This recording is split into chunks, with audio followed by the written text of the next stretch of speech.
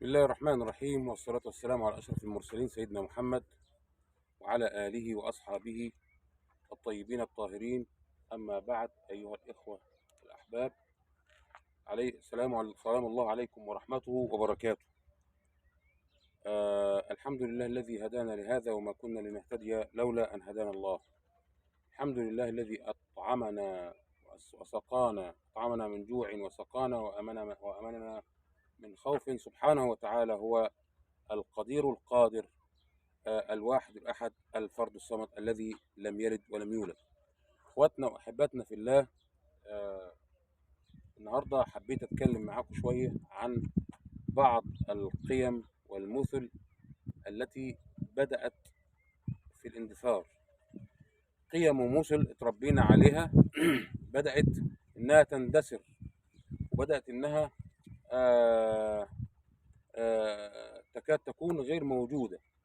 حاجات كتيره جدا اهالينا عودونا ان احنا يكون عندنا الاحترام لبعضنا البعض، والتقدير لبعضنا البعض، والعطف على بعضنا البعض، وكل ما هو جميل وكل ما هو طيب ربونا أهلنا عليه. الآن أصبح الكبير لا يحن على الصغير، والصغير أصبح لا يحترم الكبير أيضا ولا يحن عليه.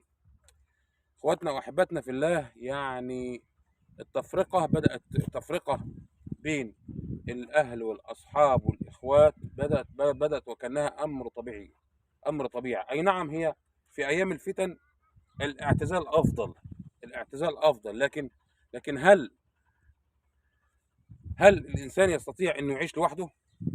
لا، ما أعتقدش أن الإنسان يستطيع أنه يعيش لوحده أبدا. احنا ربنا سبحانه وتعالى ايه؟ ولولا دفع الله الناس بعضهم ببعض لفسدت الارض. ربنا سبحانه وتعالى اراد للكون انه يعمر بالطريقه دي، ان كلنا نكون نحتاج الى بعضنا، رضينا ام ابينا. يعني رضينا او ما رضيناش، ما فيهاش كلام. الكل يحتاج الى اخيه، كلنا نحتاج لبعض. الغني يحتاج الى الخادم حتى ينظف له البيت ويقضي له بعض الأغراض. الفقير يحتاج إلى الغني حتى يعمل عنده. هذه درجات، يعني دي درجات. لكن يعني إيه، مش عايزين عشان كده مش عايزين نفتكر أو نظن إن غني معناها دليل على حب الله. نعم، ممكن تكون دليل على حب الله، ليه لا؟ مش معنى ذلك إن الفقر دليل على كره الله للعبد اطلاقا. قد يكون ما فيكم من اغنيته لانفسد حاله، وفيكم من افقرته لانصلح حاله، وفيكم من اغنيته لانصلح حاله، وفيكم من افقرته لانصلح حاله. يعني الامر ونقيضه، الامر وعكسه. يعني بمعنى اصح ان احنا كلنا كده في منظومه ربنا سبحانه وتعالى وضعها لنا عشان نمشي عليها. لكن حط كمان قيم الدين، حط قيم الدين موجوده. يعني كل الكون ده قائم على الدين. كل ده ليه؟ ربنا خلق الانس والجن عشان يعبدهم، سواء كان في عمله فهو يقتات به، فهذا له ثواب، فهو يعني في مقام العباده.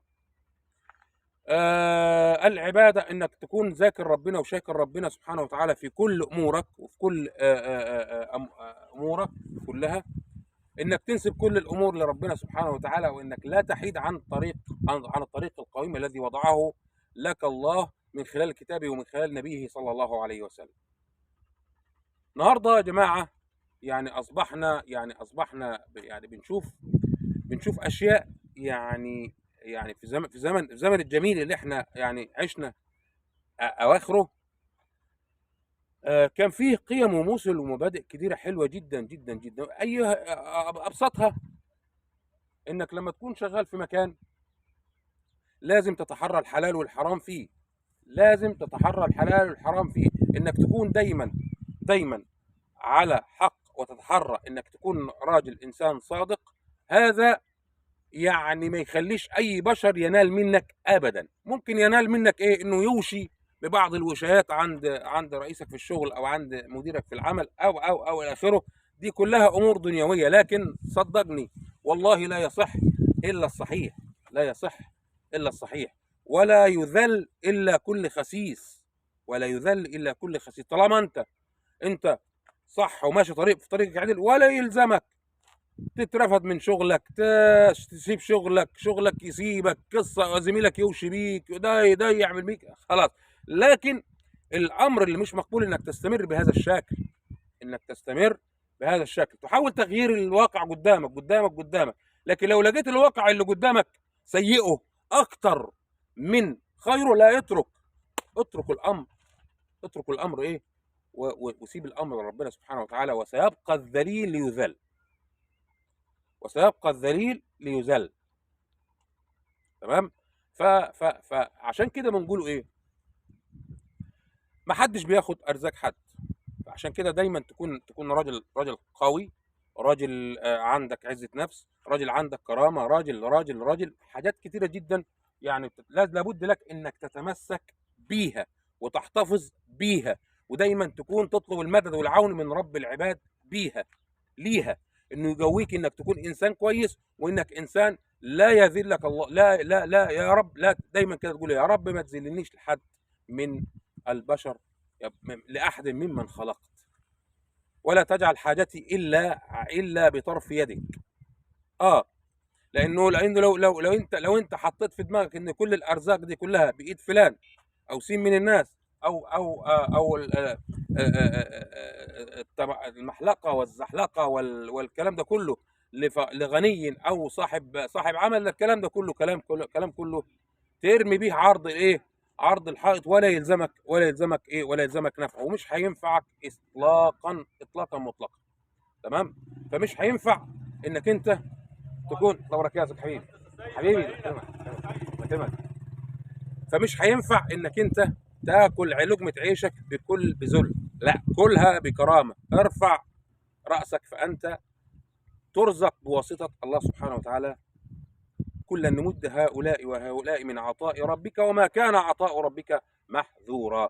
الله سبحانه وتعالى هو الرازق، وفي السماء رزقكم وما توعدون. مسخر بعضنا البعض، تمام، مفيش مشكله. لكن والله لا يصح الا الصحيح. اخواتنا واحباتنا الكرام، ده ما انا يعني خدتكم من مكان لمكان، لكن تحت في نفس الاطار اللي هو اطار الكرامه، اطار العزه، اطار الى اخره. الاطارات دي كلها بتصب في تحت في بوتقه واحده، وهي بوتقه التعامل مع الدنيا بزهد. يعني خليها في ايدك، ما تخليهاش في قلبك، عشان لو كانت في ايدك ترميها، لكن لو في قلبك صعب انها تنتزع منك. مش ياما مر علينا ايام وكنا بنقول ان الدنيا خلاص اخرها كده وقفلت كده، واحنا اتحطمنا واحنا ولكن والله سبحان الله وتعالى. الله سبحانه وتعالى يسخر لك اذا اراد لك شيئا، يسخر لك من في السماء ومن في الارض. هو قادر. اعملوا كده يعملوا. عشان كده بنقول ايه يا احبابنا يا كرام يا طيبين، دايما صونوا نفسكم في شبابكم، صونوا صحتكم في شبابكم تكرمكم وانتم كبار. تاني على دي، احفظوا الادب. تكلموا بالادب. اعطوا كل مخلوق قدره. يعني ما في الدين بتاعنا بيقول ادي كل واحد قدره، ولكن دون نفاق، دون انك تطلع نفاق. وحاول دايما انك لا تتسلق على اكتاف اخرين للحصول على شيء معين، كذا كذا كذا كذا كذا. لكن تستطيع انك انت بالمساعده، ولكن ليس بالخديعه ولا النفاق ولا الكلام الكاذب ولا الوشايات على اصحابه. فكم راينا من اناس اوشي بهم، كانوا يعملون في اعمال طيبه واعمال كويسه، وكانوا دايما صادقين، وكانوا دايما عندهم عزه نفس، ودايما عندهم كرامه، وما بيخافوش في الحج لومه لائم. الا انهم اوشي بهم. فالوشايه ديت بتخسر كتير جدا، بتخسر مفسده في الكون. حتى كمان بالمنطوق بتاعنا بتخسر صاحب العمل، وبتخسر ما تعرفش دايما كده، دايما كده ما تعرفش انت بترزق بسبب مين، ما تعرفش انك انت بترزق بسبب مين. اخويا وحبيبي، خلي عندك كرامة، خلي عندك ثقة بربك.